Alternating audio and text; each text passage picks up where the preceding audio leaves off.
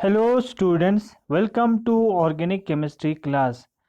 तो स्टूडेंट्स, आज हम डिस्कस करने जा रहे हैं नेबरिंग ग्रुप पार्टिसिपेशन के बारे में। तो इस टॉपिक में आज हम पहले डिस्कस करेंगे introduction to neighbouring group participation, और इसके बाद कुछ एग्जाम्पल पढ़ेंगे neighbouring group participation by hetero atom lone pairs. तो स्टूडेंट्स, आप लोगों ने इससे पहले पढ़ा है SN2 रिएक्शंस होते क्या हैं। तो SN2 रिएक्शन में हमने देखा कि आपका इनकमिंग न्यूक्लियोफाइल आता आता था, फिर वहाँ से लीविंग ग्रुप निकल जाता था। तो हम ये कह सकते हैं आपका न्यूक्लियोफाइल जो है लीविंग ग्रुप को असिस्ट करते हैं निकलने में, है ना। तो इस तरह से वहाँ पे SN2 रिएक्शन होता था, जबकि SN1 रिएक्शन में ऐसा नहीं होता था। वहाँ पे डिसोसिएशन होता था, कार्बोकेटाइन बनते थे, फिर इसके बाद न्यूक्लियोफाइल का अटैक करता था। इस चीज़ को हमने पहले ही डिस्कस किया है। तो इन दो रिएक्शंस को हम कैसे डिस्टिंग्विश कर सकते हैं? हम कर सकते हैं bye there order of reaction. SN1 जो रिएक्शन होता है वो फर्स्ट ऑर्डर रिएक्शन होता है, यानी रेट डिटरमाइनिंग स्टेप में एक ही रिएक्टेंट पार्टिसिपेट करते हैं। और SN2 रिएक्शन जो होता है वो सेकंड ऑर्डर रिएक्शन होता है।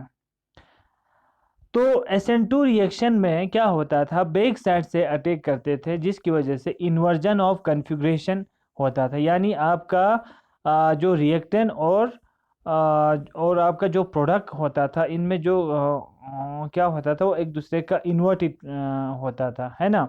इन्वर्जन एंड कन्फिग्रेशन होता था। लेकिन SN1 रिएक्शन में वहाँ पे कंप्लीट ये तो नहीं होते हैं, पार्शियल रेसिमाइजेशन होते हैं, है ना। पार्शली रेसिमाइज हो जाते हैं, कंप्लीट रेसिमाइजेशन तो नहीं होता था। हमने इससे पहले थोड़ा सा इसके बारे में डिस्कस किया था। तो ये चीज़ था, थोड़ा सा आपको रिकेप किया कि आपने क्या पढ़ा है और आज हम क्या पढ़ने जा रहे हैं। लेकिन कुछ और रिएक्शन है जो दिखने में तो क्या है, वो फर्स्ट ऑर्डर है, लेकिन अगर इसके मैकेनिज्म को देखते हैं तो उसमें SN2 मैकेनिज्म को फॉलो करते हैं। वहाँ पे दो SN2 मैकेनिज्म साथ साथ में होते हैं, यानी एक्चुअल में वो फर्स्ट ऑर्डर है ना। Overall order of reaction first ही है। फर्स्ट है तो क्या होना चाहिए था, रेसिमाइजेशन होना चाहिए था, लेकिन वहाँ पर रेसिमाइजेशन नहीं होता है, बल्कि क्या होता है, दो SN2 की वजह से रिटेंशन इन कन्फिग्रेशन होता है, रिटेन हो जाते हैं। जो पहले आपका रिएक्टेंट का जो कन्फिग्रेशन था, वो प्रोडक्ट का भी वही होते हैं, है ना। तो यहाँ पे आपको थोड़ा सा याद रखना है कि अगर यहाँ पे SN2 होता है तो क्या होना चाहिए था, इन्वर्जन होना चाहिए था, और वो सेकंड ऑर्डर रिएक्शन होना चाहिए था। लेकिन यहाँ पे क्या है, फर्स्ट ऑर्डर है, और दो SN2 रिएक्शन मैकेनिज्म यहाँ पे फॉलो होता है। ऐसे रिएक्शंस भी होते हैं। ऐसे रिएक्शन को हम कह सकते हैं कि इनमें नेबरिंग ग्रुप पार्टिसिपेशन हुआ है। कुछ हम एग्जाम्पल पढ़ेंगे तो आपको और समझ में आएंगे। तो हमें कैसे पता चलेगा कि इसमें नेबरिंग ग्रुप पार्टिसिपेशन हुआ है? तो ये देखा गया है कि इनमें जो फर्स्ट बिट ऑफ एविडेंस है वो है increase in rate of reaction. जो नॉर्मल आपका SN2 रिएक्शन होता है उससे कई गुना आपका जिनमें NGP होता है, NGP का मतलब हुआ नेबरिंग ग्रुप पार्टिसिपेशन होता है, उनमें रेट ऑफ रिएक्शन कई गुना, 1000 गुना, 1000 से भी ज़्यादा यहाँ पे रेट ऑफ रिएक्शन क्या हो जाते हैं, फास्ट हो जाते हैं। तो उससे हमें इंडिकेशन मिलता है कि इसमें NGP हुआ है, ठीक है।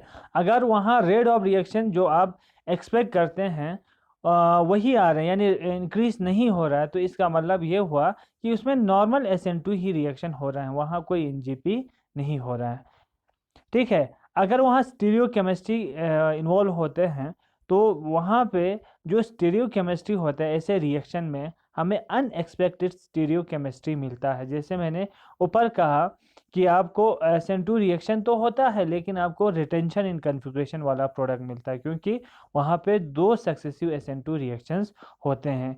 यानी हमें यहाँ पे एब नॉर्मल या अनएक्सपेक्टेड स्टीरियोकेमिस्ट्री मिलता है as compare to normal reaction.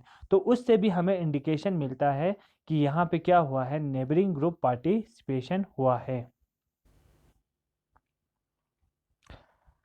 तो से फॉर एग्जांपल कोई रिएक्शन है जिसमें SN2 रिएक्शन हो रहा है, लेकिन वहाँ पे क्या हो रहा है, रिटेंशन इन कॉन्फ़िगरेशन हो रहा है। कुछ ऐसे एग्जांपल हम आज डिस्कस करने भी जा रहे हैं, जिसमें एक एटम है या ग्रुप ऑफ एटम है, एक ग्रुप है, ठीक है, वो कहाँ पे है, close to carbon undergoing substitution reaction, जो इसको असेस कर रहा है। से फॉर एग्जांपल इस टाइप का कुछ है, से आपका यहाँ पे एक ग्रुप है Z, है ना, ये Z है, इसके पास एक लोन पेयर ऑफ इलेक्ट्रॉन है ना, आपका रिएक्शन सेंटर यहाँ पे है। से फॉर एग्जांपल ये वाला आपका रिएक्शन सेंटर है। ये अपने इस लोन पेयर के थ्रू इस रिएक्शन को होने में क्या करते हैं, असिस्ट करते हैं। यानी यहाँ पे क्या हो रहा है, नेबरिंग ग्रुप पार्टिसिपेशन हो रहा है। देखो, ये रिएक्शन सेंटर और आपका जो Z है वो एक दूसरे से कितना दूर है, ये अल्फा बीटा पोजीशन पे है, और ना इनके बीच में क्या है, कोई कंजुगेशन भी नहीं। अगर हम कंजुगेशन होता हम बोलते हैं कि इसमें क्या हो रहा है, वाया कंजुगेशन, इसमें रेट ऑफ रिएक्शन इंक्रीज हो रहा है या कुछ हम बोलते हैं, लेकिन यहाँ पे कुछ ऐसा नहीं। फिर भी ये इस पोजीशन से इसको क्या कर रहे हैं, असेस कर रहे हैं। ऐसे ग्रुप को हम क्या कहते हैं, नेबरिंग ग्रुप कहते हैं। क्या कहते हैं, नेबरिंग ग्रुप। और इस प्रोसेस को हम क्या कहते हैं, नेबरिंग ग्रुप पार्टिसिपेशन, ठीक है। तो यहाँ देखिए ऐसे ग्रुप को हम क्या कहते हैं, नेबरिंग ग्रुप कहते हैं। और जो असिस्टेंस या जो ये मदद प्रोवाइड करते हैं for the reaction to occur, इस रिएक्शन को होने के लिए, इसको हम क्या कहते हैं, नेबरिंग ग्रुप पार्टिसिपेशन कहते हैं, ठीक है। और ऐसे नेबरिंग ग्रुप पार्टिसिपेशन की वजह से रेट ऑफ रिएक्शन क्या होता है, इन्हांस हो जाते हैं, ठीक है। और इसको हम कहते हैं एनकाइमेरिक असिस्टेंस भी हम इसको बोलते हैं। यानी नेबरिंग ग्रुप पार्टिसिपेशन को हम एनकाइमेरिक असिस्टेंस भी बोलते हैं। यानी इसको इस रिएक्शन को होने में क्या करते हैं, मदद करते हैं, ठीक है। तो अब हम देखते हैं ये वाला जो हम अभी एग्जाम्पल के बारे में डिस्कस कर रहे थे। तो यहाँ देखिए आप, ये वाला आपके पास स्टेप फर्स्ट है। स्टेप फर्स्ट में आपका जो लोन पेयर ऑफ इलेक्ट्रॉन है ना, इस Z पे वो इस कार्बन पे अटैक कर रहे हैं और यहाँ से इस लिविंग ग्रुप को यहाँ से निकलने में मदद कर रहे हैं, एक चीज़ असिस्ट कर रहे हैं, है ना। तो ये पीछे से अटैक कर रहे हैं और आगे से ये लिविंग ग्रुप निकल रहा है, तो मीन्स SN2 रिएक्शन हो रहा है फर्स्ट स्टेप में। और ये क्या है, स्लो स्टेप है। स्लो स्टेप का मतलब क्या है, रेट डिटरमाइनिंग स्टेप है ये, ठीक है। रेट डिटरमाइनिंग स्टेप हुआ। इसके बाद जब रेट में डिटरमाइनिंग स्टेप हुआ तो हम देखेंगे कितने नंबर ऑफ मॉलिक्यूल यहाँ पार्टिसिपेट कर रहे हैं। तो एक ही है आपका, एक ही सबस्टेट यहाँ पे, एक ही रिएक्टेंट इन्वॉल्व हो रहा है। तो ये क्या हो गया, फर्स्ट ऑर्डर हो गया, है ना। ऑर्डर ऑफ रिएक्शन क्या हुआ, फर्स्ट ऑर्डर काइनेटिक्स को ये फॉलो करेगा। क्यों, क्योंकि रेट डिटरमाइनिंग स्टेप में आपका एक ही रिएक्टेंट पार्टिसिपेट कर रहे हैं। तो इसके बाद यहाँ पे आपको एक इंटरमीडिएट बनते हैं, फिर इस पे आपका न्यूक्लियोफाइल अटैक करते हैं, जो कि फर्स्ट स्टेप होता है, ठीक है ना। इसीलिए ये आपका न्यूक्लियोफाइल का रेट ऑफ रिएक्शन से कोई लेना देना नहीं है। इसीलिए ये क्या है, ये फर्स्ट ऑर्डर रिएक्शन को फॉलो करते हैं। अब यहाँ देखिए, ये बैक साइड से अटैक कर रहे हैं और ये आगे से ऐसे निकल रहे हैं, मीन्स यहाँ भी SN2 रिएक्शन हो रहा है, यहाँ भी SN2, यानी दो कंसेक्यूटिव SN2 स्टेप के बाद आपको क्या मिल रहा है, प्रोडक्ट मिल रहा है। तो ये इससे हमें पता चल रहा है कि SN2 मैकेनिज्म है, फर्स्ट ऑर्डर काइनेटिक्स को फॉलो करते हैं।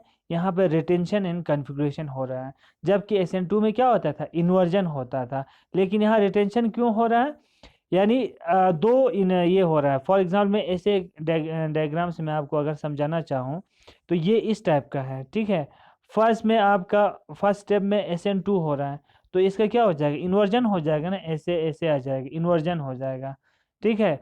पहले वाले स्टेप SN2 में फिर और एक SN2 हो रहा है, तो और इसका इन्वर्जन हो जाएगा, मीन्स ऐसे ऐसे आ जाएगा।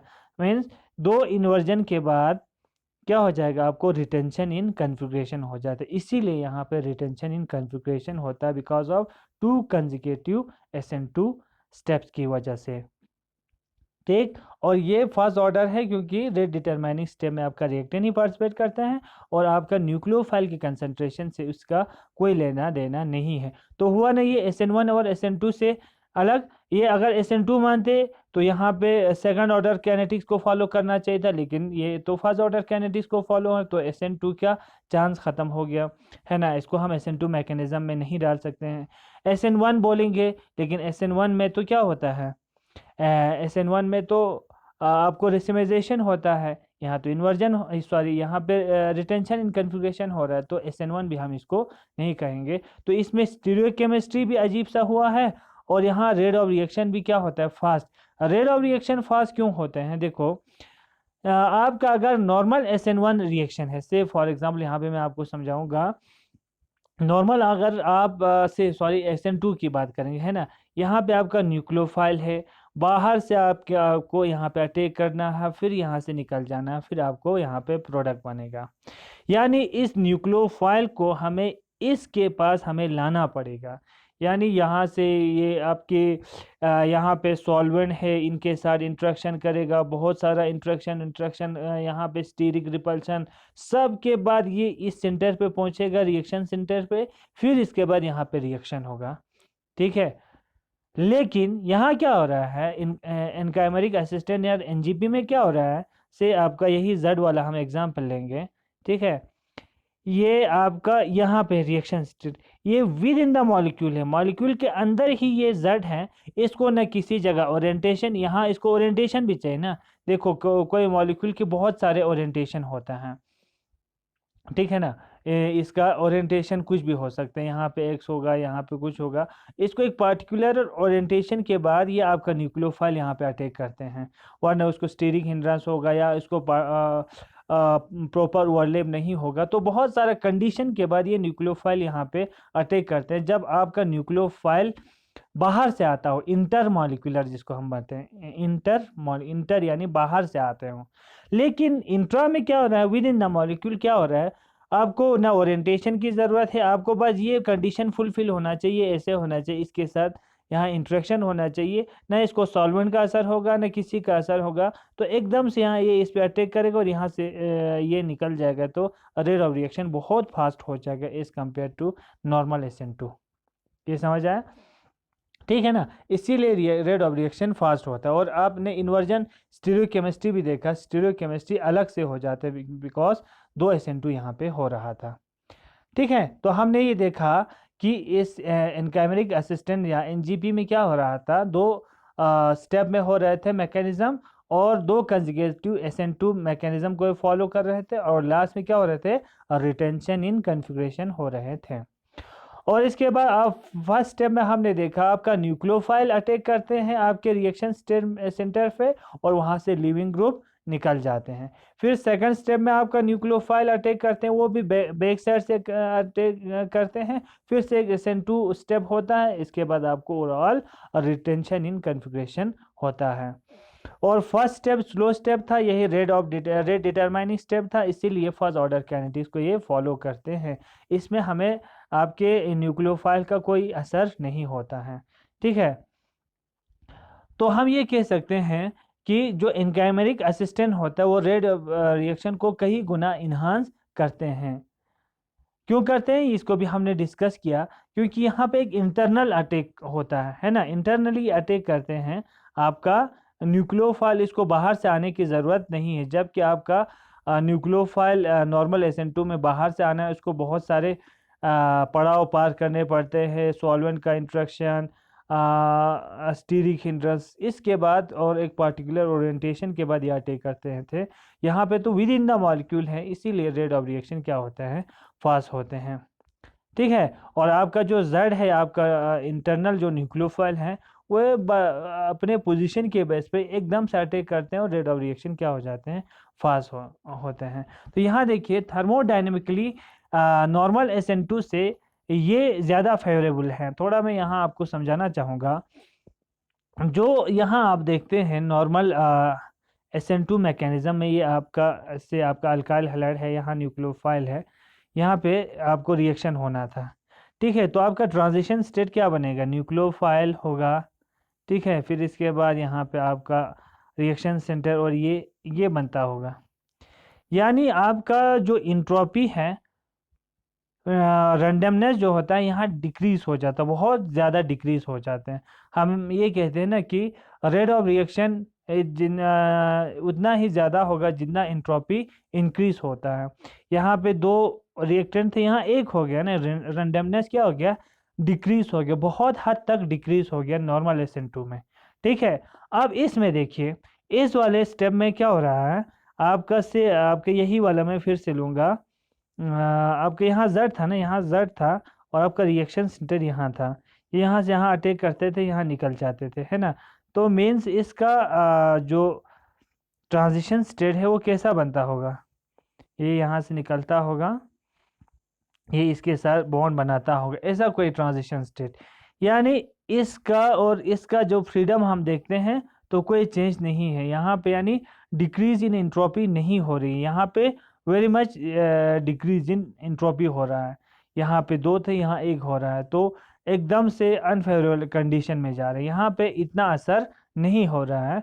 तो एंट्रोपी के हिसाब से ये जो आपका NGP है वो as compare to SN2 reaction more favourable है। तो यहाँ हम कह सकते हैं कि जो आपका जब आपका न्यूक्लियोफाइल अटैक करते हैं तो यहाँ डिक्रीज इन इंट्रोपी क्या होता है, लार्ज होता है, डिक्रीज इंट्रोपी ऑफ एक्टिवेशन क्या होता है, लार्ज होता है, बिकॉज आपके जो रिएक्टेंट होता है वो far less free in transition state, क्योंकि वो अब रैंडमनेस से फिर ऑर्डर बन जाता है, एक ऑर्डर कंडीशन में आते हैं, तो इसलिए वहाँ पे large decrease in entropy of activation. जबकि यहाँ पे Z इंटरनल अटैक होता है तो यहाँ much smaller loss of entropy होता है। तो इस बेसिस पे हम कह सकते हैं थर्मोडायनेमिकली भी ये जो रिएक्शन है मोर फेवरेबल है। तो इन दो स्टेप के बेस पे हम कह सकते हैं कि NGP में रेट ऑफ रिएक्शन क्या हो सकते हैं, फास्ट होते हैं। ठीक है, तो कौन से ग्रुप में होता है ये NGP, कौन से ग्रुप प्रोवाइड करते हैं NGP, तो ये देखा गया आमतौर पर जिनमें अनशेयर पेयर ऑफ इलेक्ट्रॉन हो और या आपका डबल बॉन्ड है ना, डबल बॉन्ड भी जो है NGP आपको ये ऐसे नेबरिंग ग्रुप ये पार्टिसिपेट करते हैं। आपका सिग्मा बॉन्ड भी करते हैं, कार्बन कार्बन सिग्मा बॉन्ड या कार्बन हाइड्रोजन सिग्मा बॉन्ड भी ऐसे नेबरिंग ग्रुप पार्टिसिपेट करते हैं, जो हम आगे डिस्कस करने जा रहे हैं। ये कैसे असेस करते हैं, जो इलेक्ट्रॉन डेंसिटी होते हैं वो एक्सेलरेट करते हैं rate of departure of leaving group. ठीक है, इस चीज़ को आप याद रखेंगे, ठीक है ना। तो ये सारे ग्रुप्स हैं जो कि एक्ट एज नेबरिंग ग्रुप ये करते हैं, आप इसको देख सकते हैं। ठीक है, अब IUPAC जो है इस का डिफिनेशन देते हैं ऐसे कि नेबरिंग ग्रुप पार्टिसिपेशन, इसको हम क्या कहते हैं, एनकैमेरिक असिस्टेंस भी बोलते हैं। इन ऑर्गेनिक केमिस्ट्री में can be defined as the interaction of reaction centre with a lone pair, या किसी लोन पेयर के साथ, of electron in an atom और the electron present in a sigma bond और pi bond contained within the parent molecule but not conjugated with the reaction center। जो मैं आपको बार बार बोल रहा था, वहाँ पे कोई कंजुगेशन नहीं होते हैं, फिर भी वो असिस्टेंट प्रोवाइड करते हैं, चाहे वो लोन पेयर हो किसी हेटेरो एटम पे, या सिग्मा बॉन्ड हो या पाई बॉन्ड हो, जो हम आगे डिस्कस करेंगे विद एप्रोप्रिएट एग्जांपल्स के साथ। ठीक है, तो ये डिफिनेशन आप इस तरह से याद रख सकते हैं। तो अब हम डिस्कस करेंगे neighbouring group participation by hetero lone pairs, है ना। जो लोन पेयर है वो कैसे आपके रिएक्शन में नेबरिंग ग्रुप की तरह पार्टिसिपेट करते हैं, जो हमने एक एग्जांपल, तो एक सिंपल सा डेमोन्स्ट्रेशन तो आपको पहले दिया है कैसे करते होंगे। तो इसमें हमने कहा था कि ऐसे रिएक्शन को हम कैसे गैस कर सकते हैं कि इनमें रेट ऑफ रिएक्शन बहुत ही फास्ट होते हैं। तो देखिए इसमें देखिए ये वाला, देखिए ये वाला रिएक्टेंट, इसमें रिएक्शन जो होता है 10⁻6 टाइम्स फास्ट होता है एज कंपेयर टू दिस। ठीक है, तो यहाँ से आपको अंदाज़ा मिल रहा है कि इस रिएक्शन में जिसमें हम सोलोलिसिस करते हैं इस रिएक्टेंट की, तो इसमें हम अंदाज़ा लगा सकते हैं कि इस वाले रिएक्टेंट में नेबरिंग ग्रुप पार्टिसिपेशन हो रहा था, इसमें नहीं हो रहा होगा। क्यों? क्योंकि देखो देखा जाए तो दोनों का स्ट्रक्चर ऑलमोस्ट सेम है, सिर्फ यहाँ पे एक ऑक्सीजन आ रहा है, बाकी यहाँ पे कार्बन है। तो ये वाला हम कह सकते हैं, ये वाला ऑक्सीजन जो है वो ऐसे नेबरिंग ग्रुप क्या कर रहे हैं, इस रिएक्शन को होने में क्या कर रहे हैं, मदद कर रहे हैं। तो यहाँ पे एनजीपी हो रहा है because of lone pair of this oxygen atom. तो ये इससे हम अंदाज़ा लगा सकते हैं। तो आप देखिए इसमें क्या होता होगा। तो इसमें आप याद रखेंगे कि इसमें ऑक्सीजन है, उसमें कार्बन है, या और एक रिएक्शन है। अगर हम इस रिएक्टेंट को और इस रिएक्टेंट को कंपेयर करते हैं, इसके सोलोलिसिस करते हैं जब हम वाटर के साथ, तो यहाँ आप ऐसे भी याद रख सकते हैं, इसका सोलोलिसिस हम इसलिए भी करते हैं क्योंकि रिएक्शन इतना फास्ट होता है, ये आपका इस रिएक्शन सेंटर पे आपका सॉल्वेंट अटैक करते हैं। तो इसको हम इजीली क्या कर सकते हैं, सोलोलिसिस कर सकते हैं। देखिए इस और इसमें ऑलमोस्ट स्ट्रक्चर सेम लग रहे हैं, लेकिन यहाँ पे एक सल्फर आ रहा है जिसके पास 2 लोन पेयर ऑफ इलेक्ट्रॉन है, और यहाँ पे सिर्फ कार्बन है। तो इससे हमें आइडिया मिल रहा है कि ये जो सल्फर है इस क्लोरीन को यहाँ से जाने में क्या कर रहे हैं, मदद कर रहे हैं, ताकि इस रिएक्शन सेंटर पे इजीली रिएक्शन हो जाए। तो यहाँ पे हम कह सकते हैं सल्फर ऐसे क्या कर रहे हैं, नेबरिंग ग्रुप पार्टिसिपेट कर रहे हैं। यहाँ पे ऑक्सीजन ऐसे नेबरिंग ग्रुप क्या कर रहे हैं, पार्टिसिपेट कर रहे हैं। तो आप देखिए मैकेनिज्म क्या होता है, देखिए। तो इसमें ऑक्सीजन यहाँ से यहाँ जा रहा है और यहाँ से क्लोरीन बन रहा है। तो यहाँ पे एक डबल बॉन्ड इजीली इसको स्टेबलाइज कर रहा है, और यहाँ पे पॉजिटिव चार्ज आते हैं, इस चीज़ को यहाँ पे स्टेबलाइज कर रहे हैं। फिर इसके बाद आपका सॉल्वेंट, आपका अल्कोहल जो है, यहाँ इस कार्बन सेंटर पे अटैक करेगा, और ये यहाँ से फिर आपको क्या बनेगा, प्रोडक्ट बनेगा। ठीक है। इस तरह से यहाँ एक पाई बॉन्डेड कैटायोनिक इंटरमीडिएट बनते हैं, जो कि थोड़ा सा स्टेबल है और रेट ऑफ रिएक्शन को फास्ट करते हैं, जबकि इसमें ऐसा कोई पॉसिबिलिटी नहीं है जहाँ पे इनकैमेरिक असिस्टेंस हो। नीचे वाला आप देखिए, यहाँ पे आपका सल्फर का लोन पेयर इस कार्बन सेंटर पे अटैक करते हैं, और यहाँ पे एक 3 मेंबर एक इंटरमीडिएट बनते हैं। फिर इस पे सॉल्वेंट आपका अटैक करते हैं, फिर इसके बाद आपको प्रोडक्ट बनते हैं।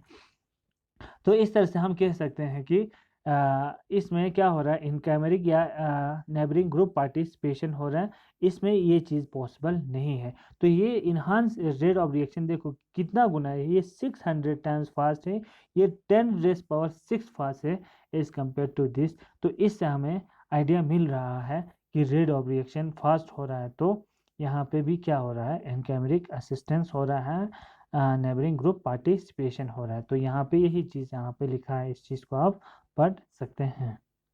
ठीक है।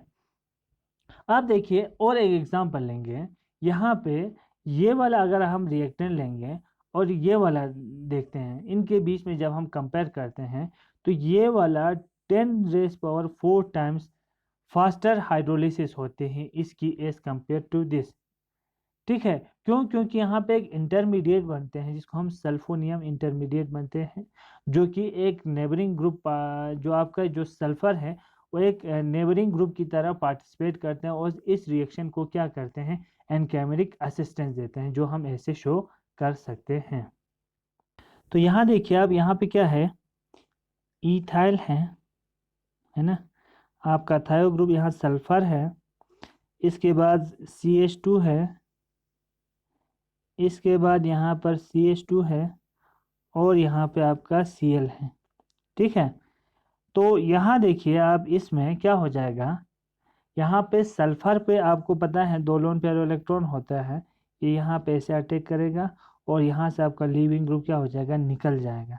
तो क्या मिलेगा, यहाँ पे ET इथाइल ग्रुप है, और आपका सल्फर है, और यहाँ पे CH2 है ना, यहाँ पे CH2 है, इसके बाद यहाँ भी CH2 है, यहाँ से Cl निकल गया, यहाँ Cl- जैसे दिखाते हैं। ठीक है। तो यहाँ पे आपको फिर से क्या बन गया, 3 मेंबर्ड यहाँ पे एक रिंग बन गया, सल्फर पे पॉजिटिव चार्ज आ गया। इसी को हम क्या कहते हैं, सल्फोनियम इंटरमीडिएट कहते हैं। अब आपका क्या कर रहे हैं, हम हाइड्रोलिसिस कर रहे हैं ना, हाइड्रोलिसिस कर रहे हैं, तो यहाँ पे क्या अटैक करेगा, आपका आपका सॉल्वेंट जो है वाटर इस पे अटैक करेगा।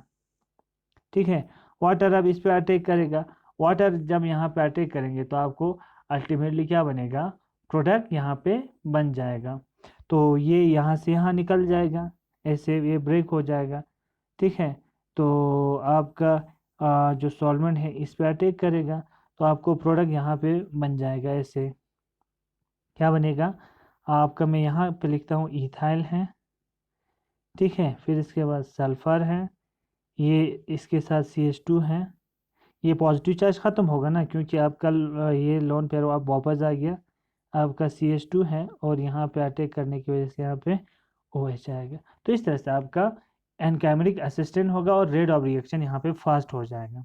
जबकि यहाँ पर भी ऑक्सीजन तो है, लेकिन इसके कंपैरिजन में ऑक्सीजन का इलेक्ट्रोनेगेटिविटी क्या है, ज़्यादा है। अब जब ऑक्सीजन का इलेक्ट्रोनेगेटिविटी ज़्यादा है तो ये अपने इलेक्ट्रॉन को यहाँ पे इजीली नहीं दे पाते हैं, because of more electronegativity of oxygen, क्योंकि ऑक्सीजन समझे कंजूस अपने इलेक्ट्रॉन को वहाँ पे देते नहीं पार्टिसिपेट करने के लिए।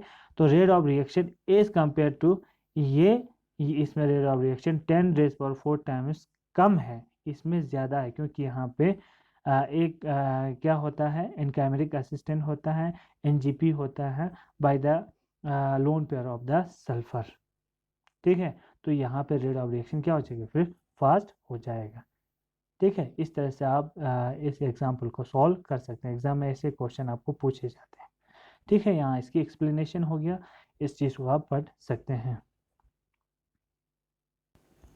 सिमिलरली यहाँ एक और एग्जाम्पल देखिए, जिसको मस्टर्ड गैस कहते हैं, है ना, लेकिन ये क्या लगता है, प्राइमरी हैलाइड ही लगते हैं ना। इसका हाइड्रोलिसिस रिपीटली इन वाटर होते हैं, है ना, और आपको पता है कि वाटर होता जो है वो वीक न्यूक्लियोफाइल है, इस पे इतना इजीली अटैक नहीं कर पाते हैं। तो वीक न्यूक्लियोफाइल होने की वजह से SN2 मैकेनिज्म अगर इसमें फॉलो होता तो बहुत ही स्लो होना चाहिए था, लेकिन ये रिएक्शन बहुत फास्ट तरीके से होता है। क्यों? क्योंकि इस पे जो सल्फर पे जो लोन पेयर इलेक्ट्रॉन है वो अब ऐसे नेबरिंग ग्रुप क्या करते हैं, इस रिएक्शन में पार्टिसिपेट करते हैं। देखिए इसमें फिर से मैं बोलूँगा कि यहाँ पे कोई ना कंजुगेशन है ना कुछ है, फिर भी यहाँ पे क्या कर रहे हैं, ये सल्फर इस क्लोरीन को यहाँ से एग्जिट होने में क्या कर रहे हैं, असिस्ट कर रहे हैं। देखिए यहाँ पे पहला step load rate determining step है, यहाँ पे फिर से एक सल्फोनियम आयन बनते हैं, फिर इस इंटरमीडिएट पे आपका यहाँ पे वाटर अटैक करते हैं, इस तरह से आपको यहाँ पे प्रोडक्ट बनते हैं, ठीक है। तो ये वाला आप कोशिश कीजिएगा, इसको असाइनमेंट आपको मैं रखता हूँ, तो इसमें आप मुझे लगता है आप इसको कर पाएंगे, ठीक है। ऐसे इसको आप खुद ट्राई कीजिएगा। अब एक और एग्जांपल लेंगे, ठीक है। ट्रांस 2 थायो सब्स्टिट्यूटेड क्लोरीन साइक्लोहेक्सेन जो होता है ट्रांस वाला, देखो यहाँ कन्फिग्रेशन का कितना असर हो रहा है। ट्रांस वाला क्या हो रहा है, 70,000 टाइम्स फास्टर होता है इसके सिस आइसोमर से, ठीक है ना, जबकि बहुत ही स्लो होता है सिस वाला थायो सब्स्टिट्यूटेड आपको क्लोरोसाइक्लोहेक्सेन, ये वाला फास्ट होता है। इसको हम यहाँ ऐसे समझ सकते हैं, देखिए इससे आपको और क्लियर हो जाएगा कि NGP के लिए भी कंडीशन हमें क्या चाहिए, ठीक है। तो यहाँ इसको हम ऐसे ड्रॉ करेंगे, पहले इसका चेयर जो इसका कन्फर्मेशन हम यहाँ पे चेयर कन्फर्मेशन यहाँ पे ड्रॉ करेंगे, इससे आपको समझ में आएगा। अब यहाँ देखिए इसको मैंने यहाँ पे ड्रॉ करके रखा है, तो यहाँ पे आप क्लोरीन देखिए है, और आपका लिविंग ग्रुप यहाँ पे है, आपका सल्फर यहाँ पे है, ठीक है। तो इसका लोन पेयर इसके एंटी बॉन्डिंग के साथ इजीली इंटरेक्ट करते हैं यहाँ से यहाँ, ठीक है। तो यहाँ पे फिर से सल्फोनियम आयन बनेगा और इसके बाद आपको वाटर इस पे अटैक करेगा और आपको यहाँ पे प्रोडक्ट बन जाएगा इजीली, इसलिए रेट ऑफ रिएक्शन इसमें फास्ट होता है। यहाँ पे ये दोनों एंटी में है ना, इसलिए इसको हम ट्रांस आइसोमर कहेंगे, ठीक है। अब हम ड्रॉ करेंगे इसका कौन सा वाला, सिस वाला, देखेंगे इसमें ये एनकाइमेटिक असिस्टेंस हो सकता है कि नहीं हो सकता है। अब ये वाला सिस वाला है, देखो ये सिस वाला कहेंगे, एक एक्सेल पे एक इक्वेटोरियल पे, दोनों एक ही डायरेक्शन में है ना। तो ये सिस वाला हो गया। तो क्या यहाँ पे इनकैमरिक असिस्टेंस है, जो इसका एंटी बॉन्डिंग पार्ट है यहाँ पे है ना, ये यहाँ पे है, इसका ऑर्बिटल से यहाँ पे है, तो ये इसके साथ इंटरेक्शन करेगा, तो आंसर होगा नहीं कर सकते, क्योंकि अब ये ऐसा इसका ओरिएंटेशन है जो इसके साथ आप इंटरेक्शन नहीं कर पाते हैं। तो इसलिए सिस वाले में आपका NGP पॉसिबल नहीं है। इसलिए यहाँ पे क्या होगा, एनजीपी के थ्रू यहाँ नेबरिंग ग्रुप पार्टिसिपेशन के थ्रू रिएक्शन नहीं होगा, नॉर्मल तरीके से ही होगा। तो इसीलिए ये वाला जो है रिएक्शन 70,000 टाइम्स स्लो है as compare to this, because इसमें एनजीपी पॉसिबल है, इसमें नहीं है। तो हम इसको ऐसे एक्सप्लेन कर सकते हैं, इसको आप ऐसे यहाँ से पढ़ लीजिएगा, ठीक है। तो आप ये वाला रिएक्शन देखिएगा, तो यहाँ पे इस पे दो लोन पेयर ऑफ एक लोन पेयर ऑफ इलेक्ट्रॉन है नाइट्रोजन पे, ये इस रिएक्शन सेंटर पे अटैक करेगा, यहाँ से क्लोरीन ऐसे निकल जाएगा, जब यहाँ से क्लोरीन यहाँ से माइनस हो जाएगा तो एक फिर से एक साइक्लिक स्ट्रक्चर बनेगा। इस साइक्लिक स्ट्रक्चर पे अब ये आपका जो हाइड्रोक्साइड है न्यूक्लियोफाइल से इस कार्बन पे ऐसे अटैक कर रहे हैं, तो ये यहाँ से बॉन्ड ब्रेक हो जाएगा ना।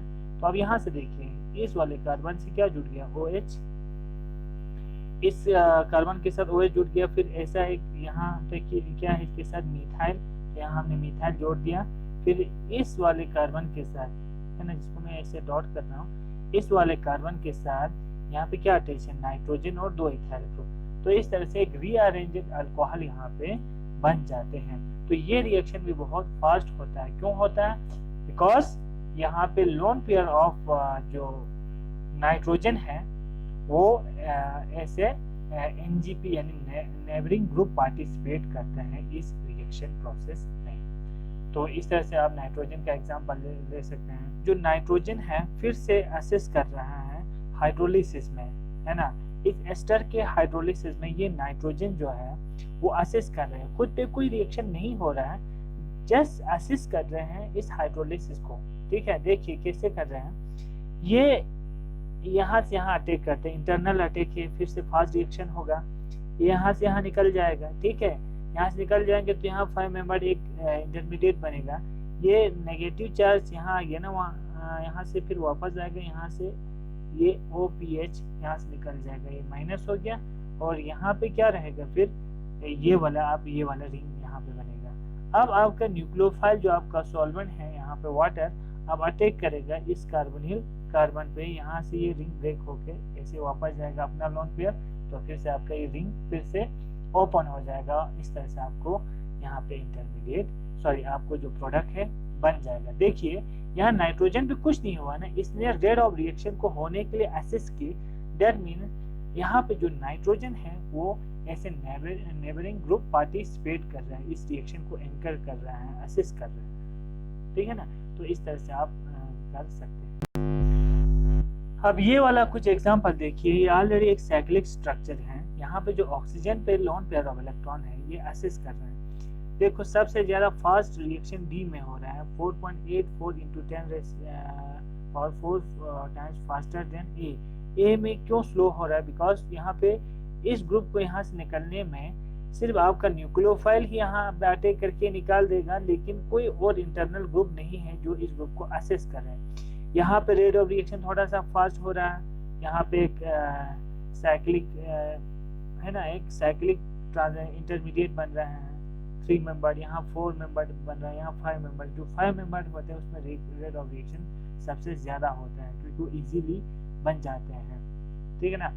तो आप देख सकते हैं कि इन साइक्लिक स्ट्रक्चर में भी जो है जो ऑक्सीजन है या आपका जो हीट्रो एटम है उस पर जो लोन पेयर ऑफ इलेक्ट्रॉन है वो एज ए नेबरिंग ग्रुप यहाँ पे पार्टिसिपेट कर सकते हैं।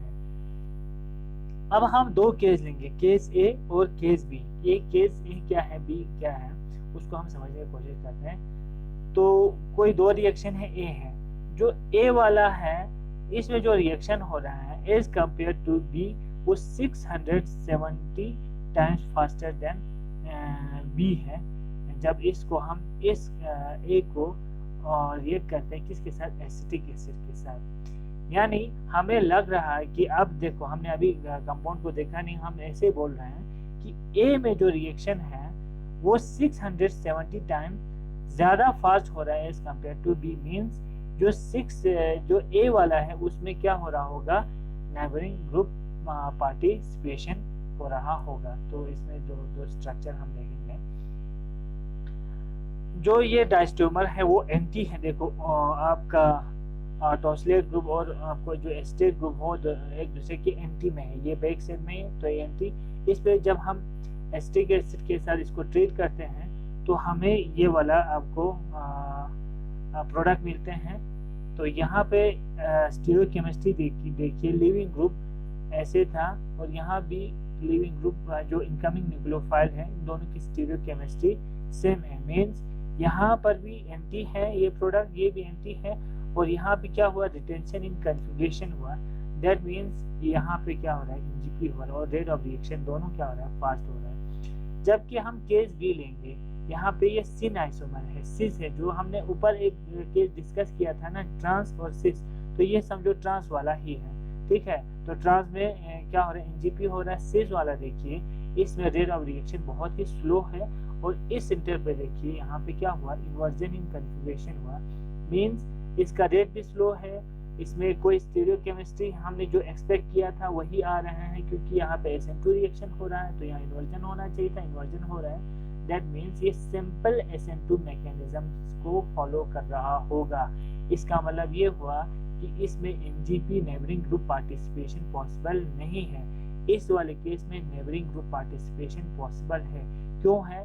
क्योंकि इसका ज्योमेट्री ऐसा होगा जो हम आगे डिस्कस करेंगे। और हमें प्रूफ क्या दे रहा है? प्रूफ ये हमें मिल रहा है क्योंकि इसमें रेट ऑफ रिएक्शन भी फास्ट है और जो स्टीरियोकेमिस्ट्री है वो भी रिटेंशन हो रहा है, रिटेंशन हो रहा है। ठीक है, तो यहाँ पे ऐसा नहीं हो रहा है। तो यहाँ हम देखेंगे एनजीपी एक में कैसे पॉसिबल है, दूसरे में पॉसिबल क्यों नहीं है, तो यहाँ हम देखते हैं। तो देखिए अगर इसका हम चेयर फॉर्म ड्रॉ करते हैं, क्योंकि नॉर्मल जो रिएक्शन हम इस तरह से ही दिखाते हैं, तो ये कौन सा वाला था?